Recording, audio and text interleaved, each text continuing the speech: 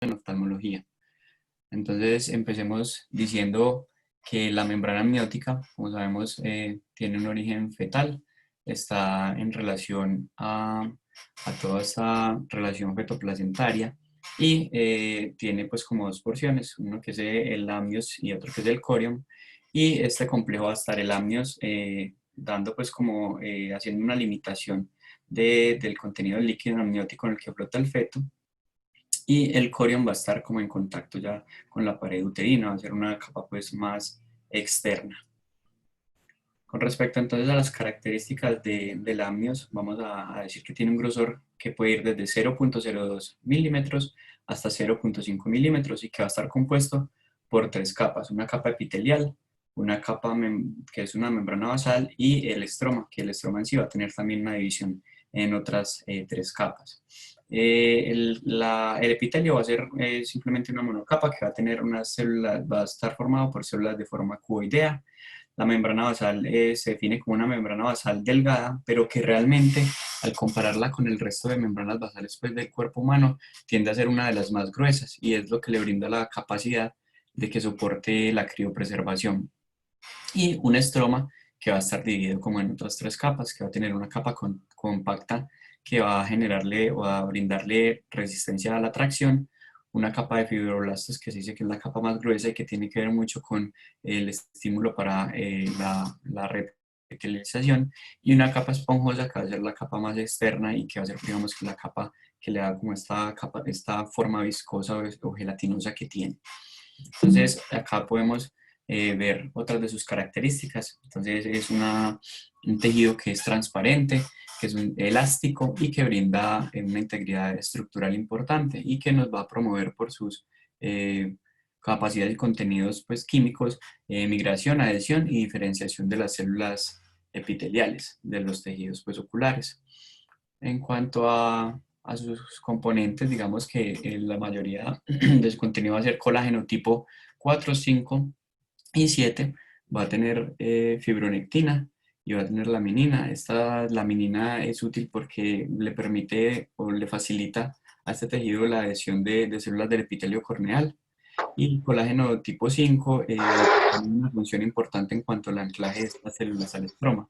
Y lo importante de estos componentes pues, del tejido amniótico es que es compartido por la córnea y la conjuntiva en alguna proporción, entonces pues por lo que nos permite pues como que su uso en cuanto a la reparación de estos tejidos pues sea importante.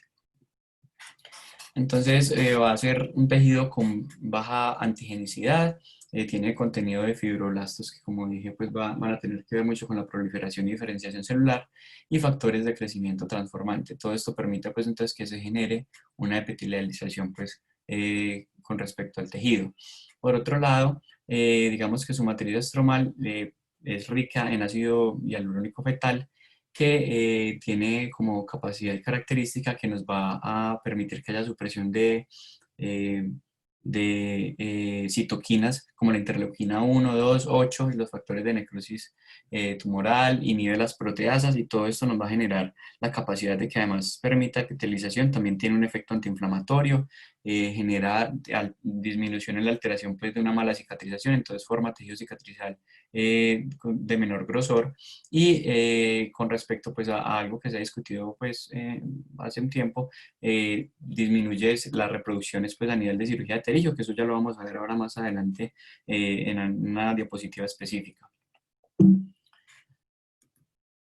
Bueno, entonces en cuanto a cómo es la preparación de esta membrana amniótica, entonces la idea es que se obtengan placentas donantes y estas placentas donantes normalmente se van a obtener a través de pacientes embarazadas que van a ser sometidas a cesáreas electivas. No se toman en cuenta placentas que salen pues a través del canal vaginal pues por el alto riesgo de contaminación con algún tipo de microorganismo por esta vía. Se hace un seguimiento importante tanto de la parte pues, social de la paciente y que tenga pues, un buen seguimiento de su historial médico para poder estar seguros pues, de que hay bajo riesgo de posibilidad de infecciones, y siempre se les hace pues como tamizaje infecciosas a estas pacientes, que incluyen serologías para VIH, hepatitis, sífilis, para poder estar pues seguro de que realmente terminan siendo candidatas para ser donantes. Entonces, ¿cómo se hace el procesamiento de este tejido? Entonces, como dijimos, va a ser una cesárea electiva, en la cual luego de obtener pues, la placenta, se va a hacer una separación del amnios y el corium, porque vamos como vimos, pues lo que tiene pues como todas estas capacidades es el amnios, entonces se debe hacer una disección roma de ambas para separarlos y quedarnos simplemente con la parte que es el amnios, que va a ser la parte que va a estar en contacto pues con el feto. Se debe entrar a hacer una limpieza con un cóctel de antibióticos con solución salina durante 24 horas. En la mayoría de artículos el cóctel es como el mismo y es un cóctel que contiene penicilina, streptomicina, neomicina y anfotericina B. La idea es pues, que se haga, pues, es como una forma profiláctica para desinfección. Y esta membrana amniótica entra en una fase en la que digámoslo así, entra como en una cuarentena en la que por 6 meses se le retiene, esperando a que el donante materno se le hagan nuevas pruebas para ser liberado. Esto en una de sus formas de procesamiento, que es la forma pues preservada. Pues hay una forma fresca en la cual solo serían pues las pruebas iniciales y se iría pues a usar de forma inmediata el tejido. Digamos que las dos formas pues tienen su utilidad y ahorita vamos a ver pues un poquito de la comparación entre ambas. Entonces, aquí estamos ya viendo cómo es la parte de la membrana amniótica criopreservada. Entonces, después de haber hecho la parte del proceso de desinfección, lo que se hace es que se empieza a hacer cortes que pueden ser de 2.2 o 3.3 centímetros. La idea es que ellos definen que estos se definen como pequeños y los de 3.3 como grandes, de acuerdo pues a la necesidad que se tenga en el momento de solicitarla. Se debe hacer una colocación sobre papel de nitrocelulosa. La idea es que el estroma siempre va a estar en contacto con el papel de nitrocelulosa para el momento de ser preservada y se almacena en una solución que contiene un glicerol al 50% a una temperatura de menos 80 grados. Aproximadamente se pueden obtener 40 trozos, pues de acuerdo al tamaño, pueden ser más o menos si fueron de 2x2 o 3x3. Y, ¿Qué? hola. ¿Alguien preguntó algo? No. No, alguna Bueno, interferencia. Ya lo apagué. ok. Eh, y la idea es que con esta criopreservación se pueden alcanzar entonces tiempos pues, de preservación de hasta un poco más de un año. La idea es que al momento de usarla se descongele durante 10 minutos a temperatura ambiente y se use pues luego inmediatamente. Esta es la forma pues de la membrana amniótica criopreservada. Otra forma de preservarla es la forma seca. Esta forma seca, entonces se puede hacer una esterilización similar con el cóctel antibiótico o también se ha hecho una pues, esterilización con radiación gamma, que es otra pues, de las opciones en esta forma de preservación.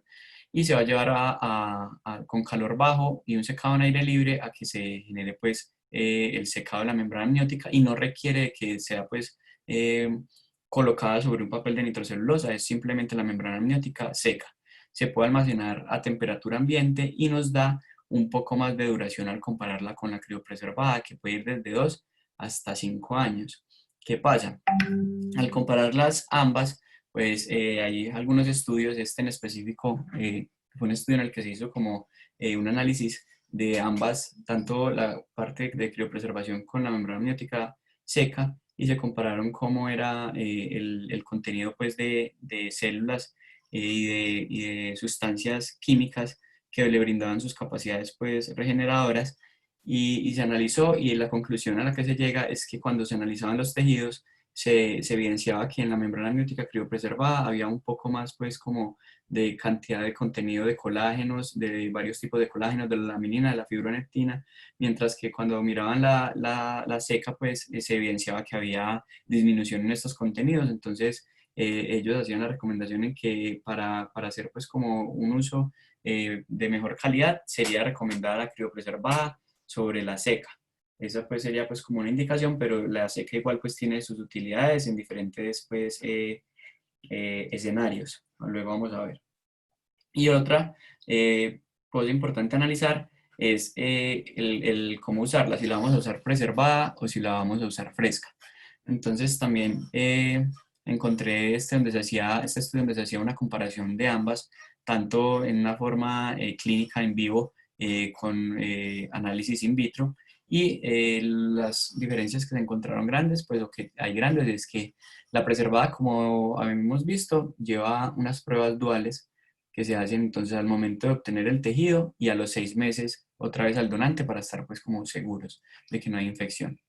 Permite que haya pues unas cirugías programadas que se pueden hacer pues en el momento en que yo quiera hacer la cirugía programada, pues puedo solicitar el tejido y lo puedo usar, mientras que la fresca requeriría que prácticamente estamos obteniendo el tejido y tenemos que tener al paciente que vamos a intervenir listo para llevarlo a cirugía.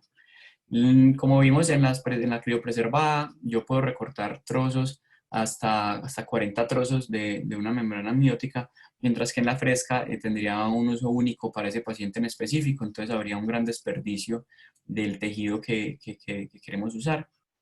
En la fresca solo tendría unas pruebas iniciales, no serían pruebas infecciosas duales, lo que aumenta un poco el riesgo pues, de infecciones. Y en cuanto a la preservada, pues nos va a requerir un uso de una tecnología costosa que no todas pues, las instituciones van a tener la capacidad de tener. Entonces, digamos que existe pues también esa limitación a que puede ser usada en instituciones pues de alto nivel para poder pues mantenerla. Bueno, acá hacer un apunte en que en una charla que vimos de quemaduras de la doctora María Enríquez de Perú, ella decía que lo ideal cuando tenemos una quemadura pues severa a nivel ocular sería usar la fresca, porque tendría pues como su mayor capacidad sin perder ninguna característica, pero que tiene pues todas estas dificultades, el riesgo de infección, la parte del desperdicio del tejido. Entonces, digamos que aunque el debate se va más como hacia la preservada por algunas características, pues hay indicaciones específicas en las que la fresca pues, sería lo ideal. En cuanto a la orientación, que es otro tema importante a tener en cuenta, entonces esto va a depender del objetivo. Como vemos en estos dos diagramas, pues podemos tenerla en contacto del epitelio de la membrana amniótica hacia abajo en contacto con el tejido de la superficie ocular, o con el epitelio hacia la parte externa, estando en contacto el estroma de la membrana amniótica con el tejido ocular, y esto va a depender entonces de nuestro objetivo. Si ponemos el epitelio hacia abajo, lo que estamos buscando es que se genere, que la matriz estromal nos vaya a ayudar a desinflamar esa superficie ocular que está afectada. Mientras que si ponemos el epitelio hacia arriba, lo que estamos buscando es que nos sirva como sustrato para que haya un crecimiento del epitelio corneal normal sobre el mismo. Entonces esto también es un punto importante a tener en cuenta. Y en cuanto a cómo identificar esto, pues una clave, por ejemplo, en la criopreservada que viene sobre el papel de nitrocelulosa es el hecho de que normalmente se coloca con el estroma sobre el papel. Entonces yo sé que si lo estoy agarrando arrancando pues hacia arriba, va a tener hacia arriba la parte del epitelio. Y otra clave es que sus características suelen ser algo diferentes. La parte del estroma suele ser algo más pegajosa, gelatinosa, y la parte del epitelio, pues una parte más lisa y suele ser un poco más brillante. Se pudiese hacer, si se tuviera la duda, pues como el contacto con un wet cell de las dos superficies y evidenciar cuál es la superficie pegajosa. Entonces, con respecto a los principios de la cirugía, según el escenario, pues vamos a tener como tres posibilidades, que son las que más se usan, que van a ser su uso como un injerto, como un parche, o de forma combinada ambas formas, tanto el injerto y el parche. Entonces aquí vemos unos diagramas de más o menos cuál es la función que se cumple en cada una de estas tres situaciones.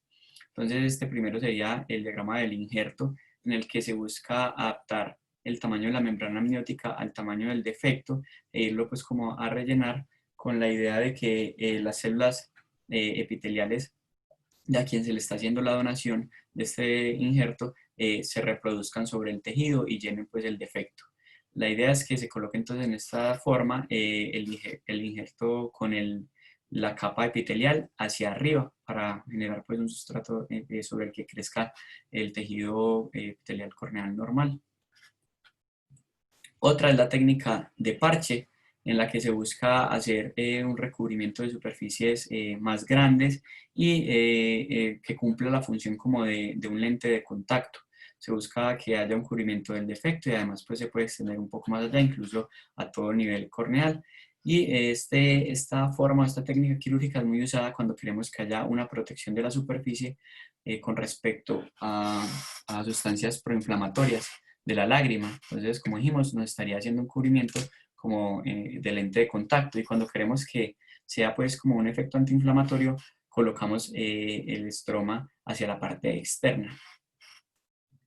Y una técnica combinada en la que pues se hacen las dos funciones, tanto el injerto en el defecto y se recubre posteriormente con un parche como cubriendo la parte del lente de contacto, cumpliendo entonces las dos funciones, haciendo el sustrato para el crecimiento epitelial y llenado del cráter pues, de una úlcera, y haciendo un cubrimiento de sustancias inflamatorias sobre toda la córnea. Con respecto a las indicaciones, entonces han sido muchas en la oftalmología, se han ensayado pues como en muchos escenarios. Vamos a hablar de muchos de ellos y a nombrar algunos otros. Entonces se ha visto que en la cirugía de pterigios se ha estudiado su uso, ya vamos a verlo ahora pues más específicamente. Las quemaduras químicas hace parte pues importante del manejo, en las conjuntivitis cicatriciales, en glaucoma en cirugías filtrantes tiene su uso, pacientes que tengan presentación de simblefaron, pacientes con defectos epiteliales a nivel corneal persistentes, cuando hay deficiencias de stem cell, tanto parciales como totales, han encontrado su uso, en las queratopatías bulosas que tienen pues ya sintomatología con dolor, en las que no se tolera un lente de contacto, la membrana amniótica ha encontrado su uso, pacientes con melting escleral, y en sustratos para expansión de stem cells in vivo y tanto in vitro se ha encontrado su uso. Entonces ahorita vamos a hacer una revisión de algunos de estos escenarios más específicamente. Ahora quiero compartirles la técnica quirúrgica como las que la acabé de mostrar como en video. Entonces, empecemos diciendo que acá se empieza pues con el procedimiento quirúrgico con la anestesia sea subtenoniana o perivulvar. Se hace la asepsia antisencia necesaria para el procedimiento que se va a realizar, colocación del blefarostato y un paso importante que aunque parezca que es sencillo e incluso uno en los videos lo ve como fácil, realmente no lo es. La manipulación del tejido no es muy fácil porque como vemos la parte que está pegada al papel de nitrocelulosa suele ser pegajoso, gelatinoso, suele pegarse entre sí, entonces digamos que no es tan sencillo y requiere más que el uso de la manipulación de simplemente el oftalmólogo, requiere la ayuda del instrumentador que nos debe sostener el papel de nitrocelulosa para nosotros hacer pues como poderlo despegar de esta base con dos pinzas de sus extremos. Entonces, en la función de injerto, tengo este primer video en el que tenemos un paciente con una úlcera en escudo en relación pues, a una queratoconjuntivitis vernal. Esta entonces ya es aparentemente un grado 3 en el que ya hay una formación de una placa sobre la úlcera, que es importante siempre que se elimine, pues esta es la que nos impide que haya pues una curación adecuada de la misma. Luego de hacer pues como una eliminación de la misma, se hace una desepitelización del sector en el que se va a hacer la colocación del injerto. Y acá específicamente no se sutura, sino que en esta técnica del doctor que lo está haciendo en el video lo hace con un pegante tisular. Entonces vemos que quita la membrana amniótica y lo que está haciendo es colocarla con la cara epitelial hacia abajo. Y a veces rellenando pues la parte donde estaba el defecto, y lo hizo pues con pegante tisular. Él acá comparte posteriormente como unas imágenes de cómo estaba en el primer día posoperatorio. Se ve pues que la membrana amniótica está en una buena posición, recubriendo toda la zona del defecto, y posteriormente un mes en el posoperatorio se ve pues que queda un leucoma pues mínimo y de muy poca densidad en el eje visual con buena recuperación. Esta es entonces la forma de colocarlo como un injerto. La forma para su uso como un parche Entonces la podemos ver en este video. En este video específicamente no tengo como la historia clínica del paciente o cuál fue la situación clínica que llevó a la necesidad de colocar este parche, porque no lo compartían pues en el video donde encontré. Y vemos que este se hace un recubrimiento mucho más amplio, que incluso incluye recubrimiento sobre la esclera, después de haber hecho una peritomía de la conjuntiva. Y como vemos, se hace una sutura a nivel limbar continua, que se define como en cierre de monedero, empezando puede ser desde las 6 o las 12 horarias y terminando allá mismo. Para anudar, se dice que aproximadamente se dan entre 8 a 10 pues, pasos de sutura haciendo todo este recorrido. En uno de los artículos pues recomendaban que la sutura se hiciera con vitril absorbible, pero también he visto que hay partes donde a veces usan nylon.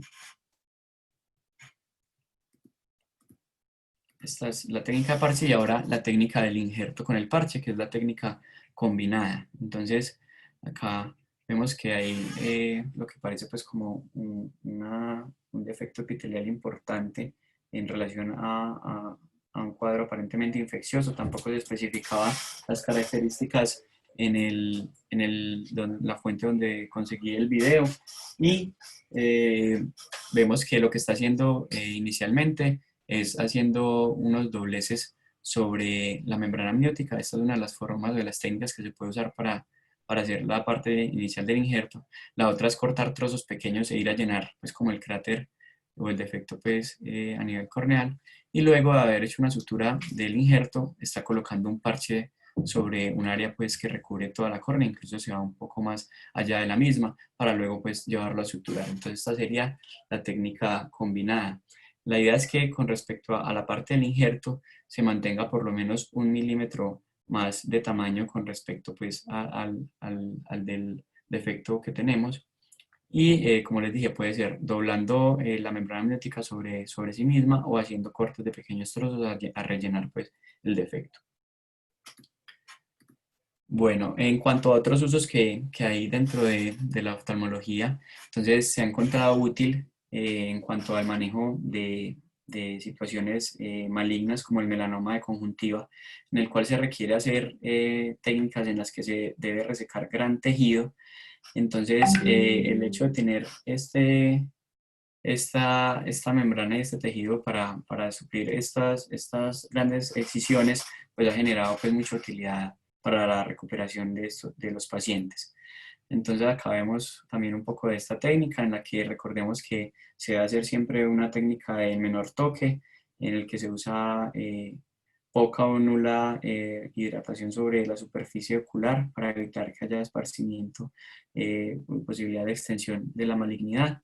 Se hace un cambio del instrumental en medio de la cirugía, cambio de guantes para evitar pues, que haya la posibilidad de extensión. Se hace una técnica de crioterapia de doble cadena sobre los bordes, en los márgenes, y luego va a ir a colocar pues, el injerto de la membrana amniótica.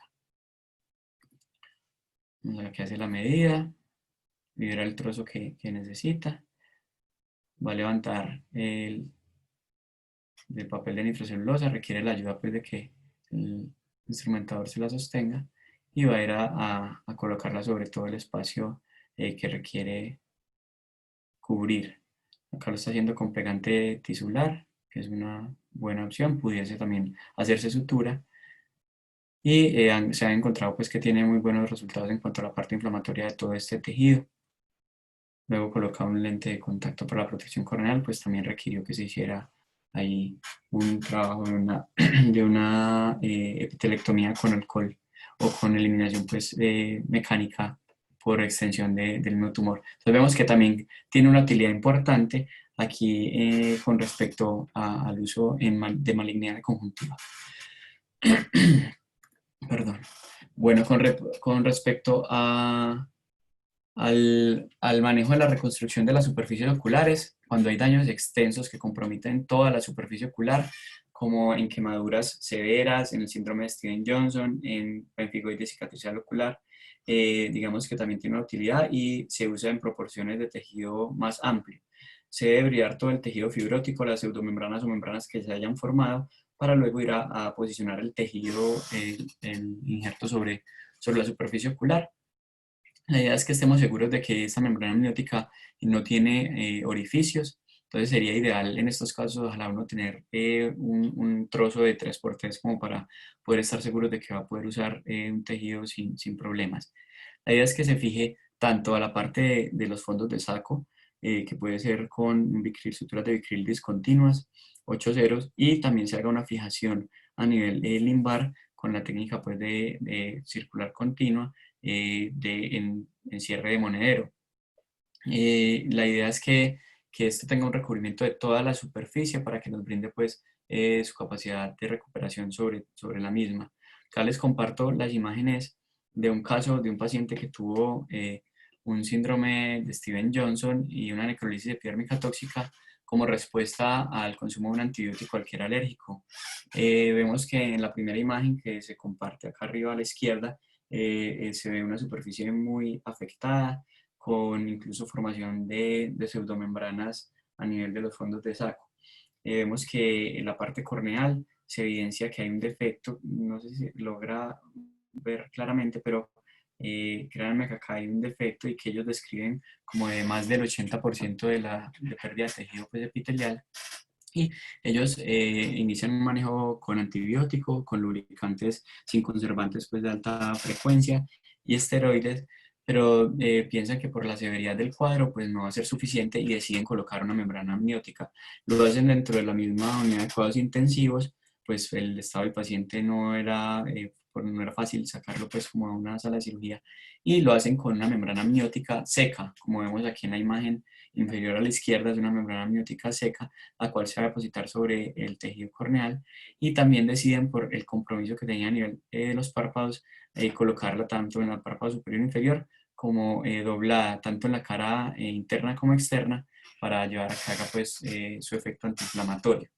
Esta última imagen que comparten es a los 4 días de haber iniciado tanto el manejo con los medicamentos tópicos como la colocación de la membrana amniótica, y se ve pues una recuperación de la parte inflamatoria de la superficie ocular importante, no había presencia de pseudomembranas y el defecto epitelial estaba pues, ya casi que cerrado por completo.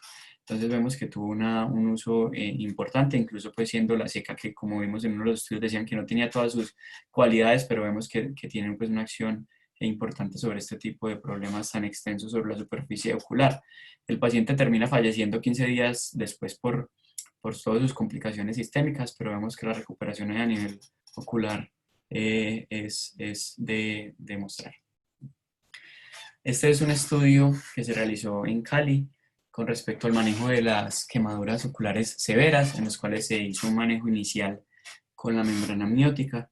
Es una serie de casos de 9 pacientes que tenían un compromiso con quemaduras severas y que entraban al estudio cuando tuvieran pues, más del 50% de compromiso de las células limbares. Ellos es muy interesante porque comparten el registro fotográfico de todos los pacientes. Yo acá les voy a compartir uno de los casos, pero si quieren pues, ver el artículo completo, están pues, registrados los 9 pacientes con sus fotografías y su evolución.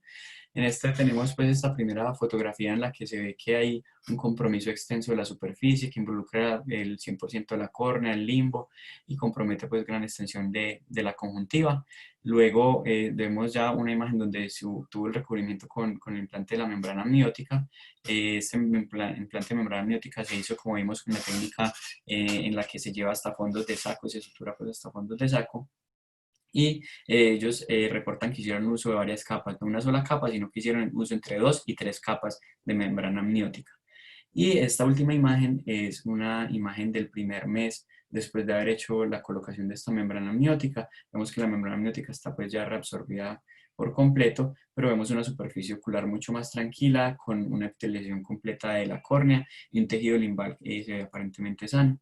Entonces se sugiere que ante enfrentarnos a a lesiones quemaduras oculares que comprometan más del 50% del tejido corneal cuando le hacemos un manejo temprano. Ellos decían que la recomendación era hacerlo en las primeras 24 horas porque era donde se había visto como los mejores resultados, que incluso si se hacía en las primeras dosis el resultado iba a ser mejor.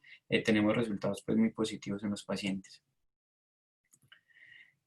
Otro de los usos que se han discutido a través del tiempo es su uso con respecto a la cirugía del pterigio. Y se usa pues con el fin de evitar que haya reproducciones del mismo. Entonces, en este estudio se hacía como un análisis retrospectivo con respecto a las recurrencias y a las reproducciones pues, de estos pterigios comparado pues como en distintas técnicas. Entonces, cuando se hacía un análisis retrospectivo de cuáles eran los reportes con respecto a si solo se hacía la decisión y no se hacía pues como nada más en el punto en el que se resecó el pterigio, el 88% de los casos tenían reproducción del mismo.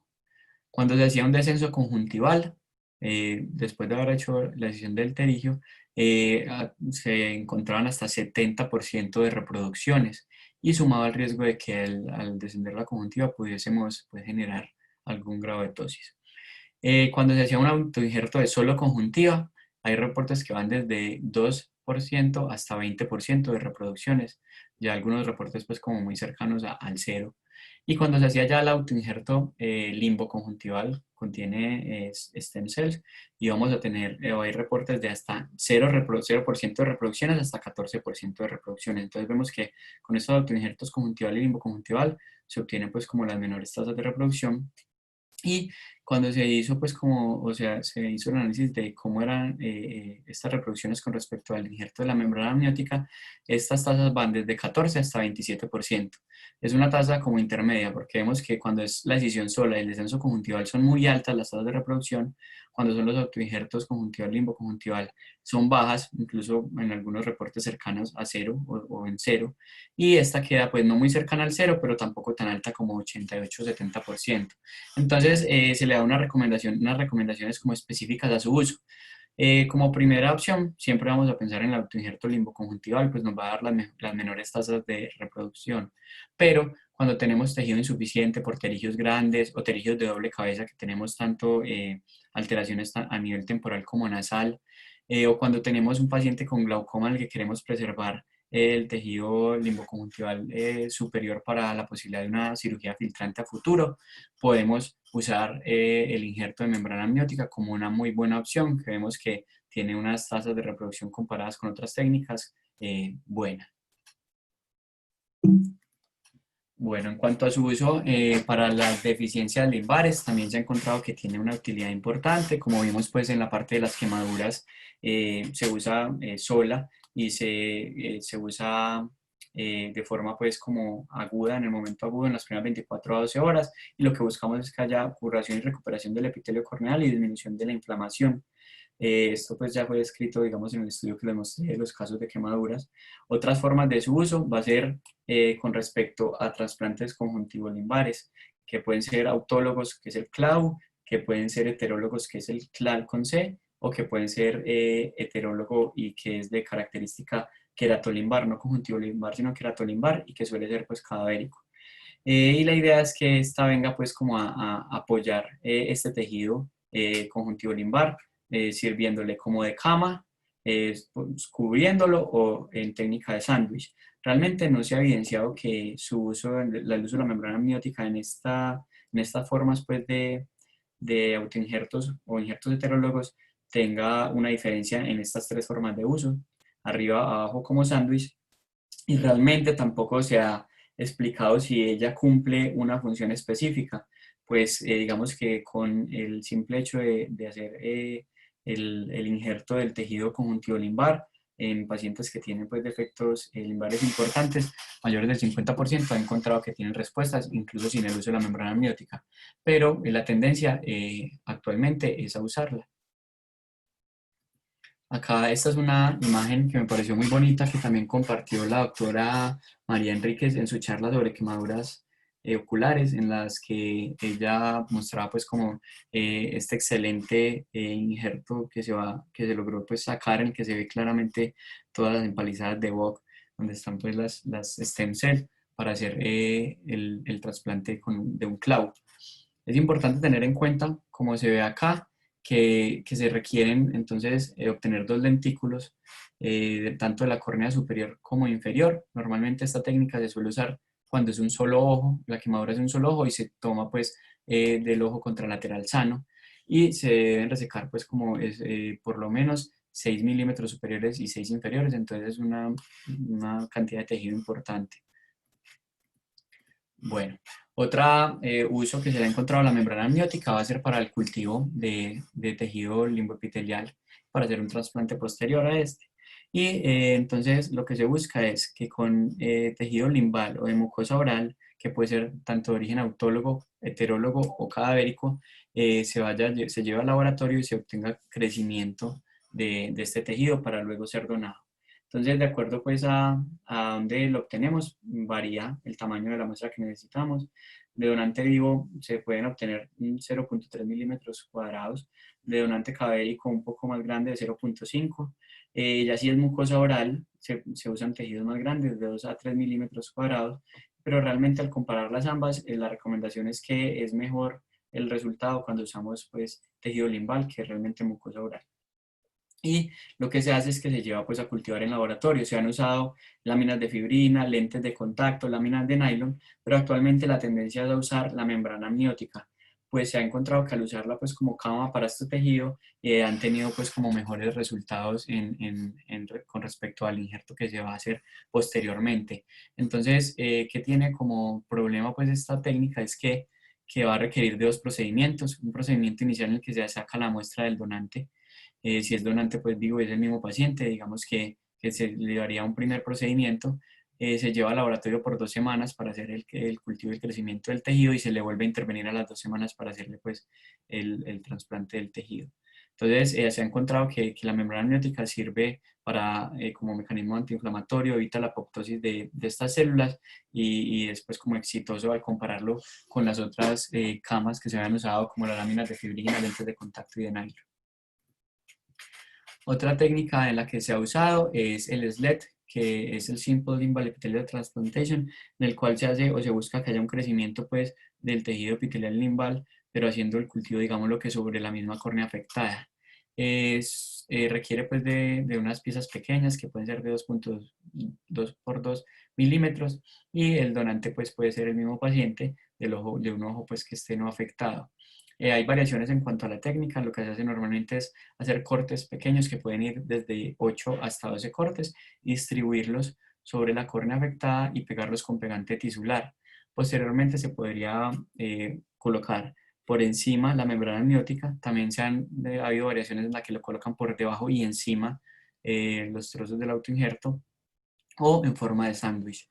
Estos, pues tampoco hay como mucha variación en cuanto a los resultados con respecto a cómo se usa la membrana amniótica y realmente actualmente no se conoce cuál es la función que cumple la membrana amniótica en cuanto a la acción que da el autoinjerto con la reproducción pues, de células epiteliales y a nivel limbal, pero todos los estudios están hechos con membrana amniótica. Entonces, digamos que es la tendencia actual a que esta técnica se use con membrana amniótica.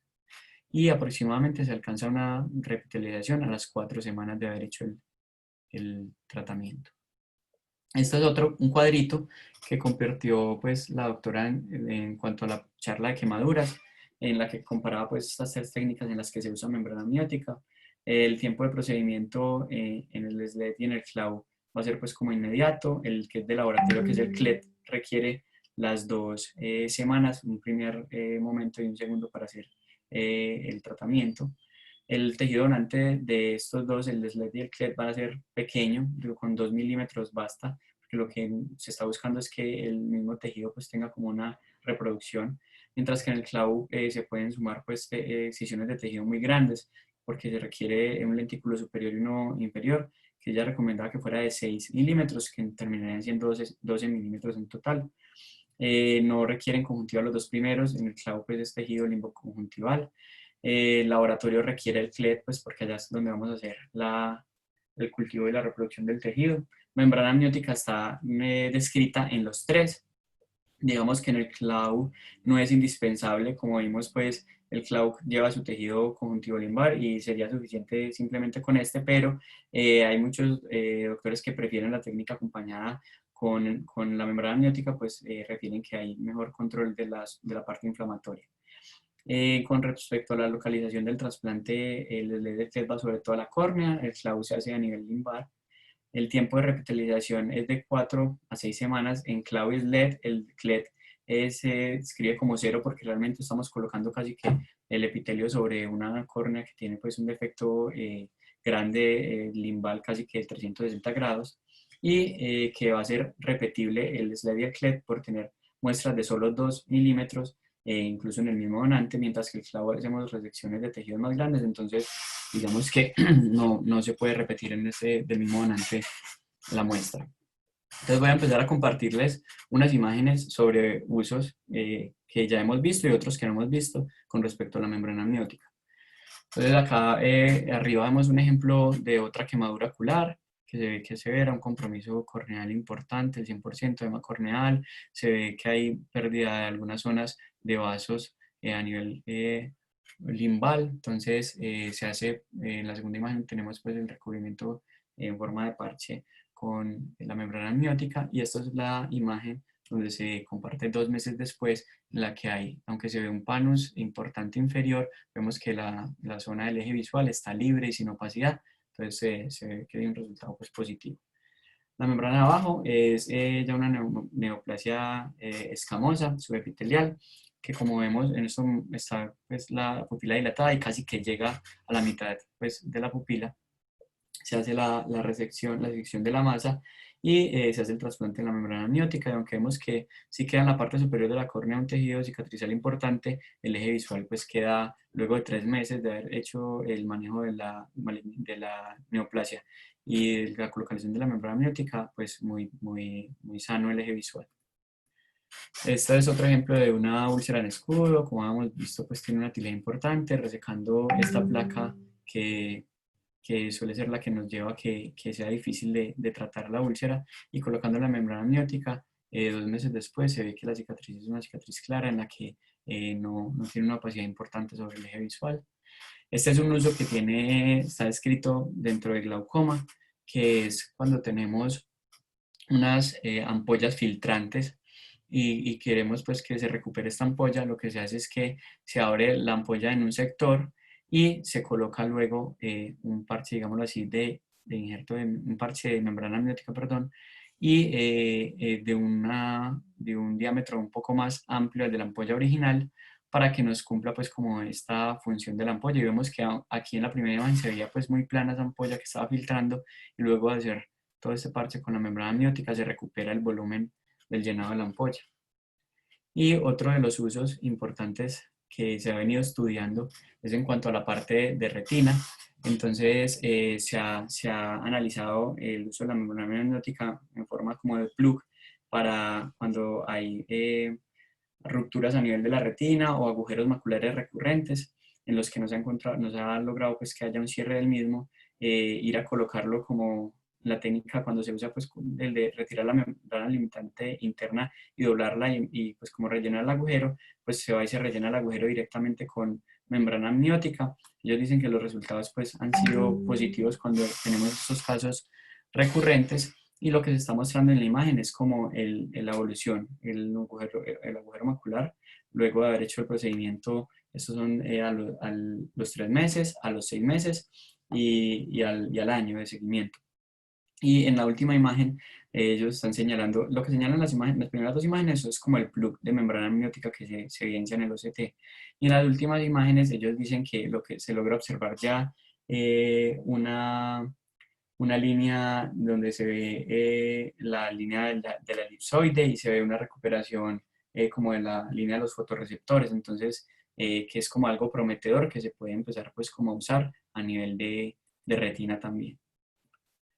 Por último, les voy a compartir este último video que es como una membrana amniótica seca, pero que ya se distribuye como incluso recortada en forma circular, que es el Ambiodisc, y que pues la empresa que lo distribuye, que se me fue en estos momentos el nombre, Ellos la venden pues como que se puede usar in office, o sea, pudiéramos colocarla directamente en el consultorio.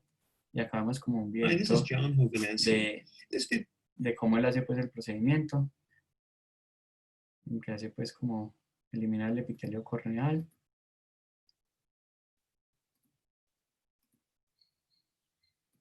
Y este es la membrana amniótica. Ya viene pues como con una forma circular, como a hacer una acción netamente protectora del lente de contacto. Ellos sugieren que la idea es que para uno pues, diferenciar los lados en esta, ellos la tienen marcada como con unas letras que es IOP, y que si las letras se están leyendo pues como al derecho, estamos poniendo pues en contacto el lado epitelial sobre la córnea. Y vemos que lo combinan igual con un lente de contacto, no es que la dejen sola sobre la córnea, sino que la apoyan sobre un lente de contacto, y ellos pues la venden como una opción para un manejo de pacientes que tengan defectos epiteliales recurrentes, úlceras pues, que no nos están sanando, y hacerlo simplemente en consultorio. No encontré que se distribuya aquí en Colombia, lo busqué, no lo encontré, pero digamos que es una opción que se está brindando actualmente. Con respecto a las complicaciones del manejo de estos tejidos, pues no suelen ser muchas. Se han reportado formación de hematomas debajo de la membrana amniótica. Con respecto a si esto se presentara de acuerdo a la cantidad, pudiese tener una reabsorción espontánea, o si vemos que es excesiva de atención, pudiese hacerse un drenaje. Pudiese presentarse una degradación prematura de la membrana. Se considera una degradación prematura cuando se da por debajo de la primera semana. Se espera que ya tenga o empiece con una degradación casi completa luego de las 2 semanas. Y si vemos que la degradación fue muy rápida, pudiésemos hacer o repetir el trasplante de la misma. La tasa de infecciones es reportada como baja, y esta también varía en cuanto a la forma de su uso. Si es preservada, el reporte es de 1,6% de tasa de infección. Al compararla con la fresca, va a ser de 8%, y los microorganismos pues, que comúnmente se encuentran asociados a estas infecciones van a ser los gram positivos. Y una que me sugirió la doctora Cristina, que pues hizo parte de la asesoría de esta charla, la doctora Cristina González, es que suele haber muchas veces de forma temprana pérdida del injerto con el parpadeo. El parpadeo del paciente puede llevar a que haya pues se libere del sitio donde se colocó el injerto, se rasgue de las suturas del tejido, o si fue usado pues pegante tisular, pues como que se despegue. Entonces es otra complicación que puede suceder, y una opción es pues como vimos cuando hay degradación prematura, sería repetir el trasplante. Este último cuadrito es como resumiendo todos estos usos de los que hablamos, si es como injerto, como parche, si es en la córnea, en la conjuntiva, a nivel escleral, o otros usos como vimos que puede tener, tanto en el ámbito del glaucoma o incluso pues ya en el ámbito de retina. Listo, ahí terminó la charla, espero que les haya gustado. Esta es una imagen en la que comparto pues como con respecto a lo que se está viviendo actualmente en Estados Unidos y a nivel mundial en cuanto a la discriminación racial y Black Lives Matter. Muchas gracias, espero que les haya gustado. Cualquier comentario o pregunta, estoy atento. Excelente, John, excelente revisión y excelente repaso, digamos, de todo, desde lo clínico hasta lo quirúrgico. Viene con el COVID, ¿qué? No, no Contame. encontré reporte de relación pues con respecto al uso, con El respecto tejido. al tejido en el COVID. No. En cuanto a contaminación y esto, no encontré reportes, Doc, con No, respecto. básicamente ese es el miedo de todos de hacer un injerto en un paciente que de pronto el donante sea COVID y que uno pudiera generarle, es lo mismo que está pasando, la duda que hay con todos los trasplantes de tejido. O no sé si había algo sobre No membrana encontré amniótica, pues sobre todo nada que con escrito. el procesamiento, supongo que debe limpiarse pues el tejido muy bien. Sí, Doc, pero no encontré hasta el momento nada escrito. Posiblemente pues es que esto como que todo lo que se está escribiendo incluso uno duda pues porque es algo tan desconocido, pero no encontré nada pues como escrito en relación, Doc, al COVID con respecto al injerto de la membrana amniótica. Sería Listo, no, muy interesante. interesante. Muy, sí, porque es que sabes que es parte del miedo que todos tenemos, que no injertemos algo, pero Yo creo que en el procesamiento del tejido, si hubiese COVID, debería erradicarse pues con todo esto. Pero es bueno preguntar de pronto en los bancos a ver qué dicen. Sí, sí, ellos qué protocolos están usando, sí, sería interesante Sí, averiguarlo. no, excelente revisión. No sé si alguien más tiene algo que aportar, pero creo que fue muy completa la revisión que hizo Johnny. Gracias, Doc. Bueno, en todo caso, un buen día para todos. En un rato que suba eh,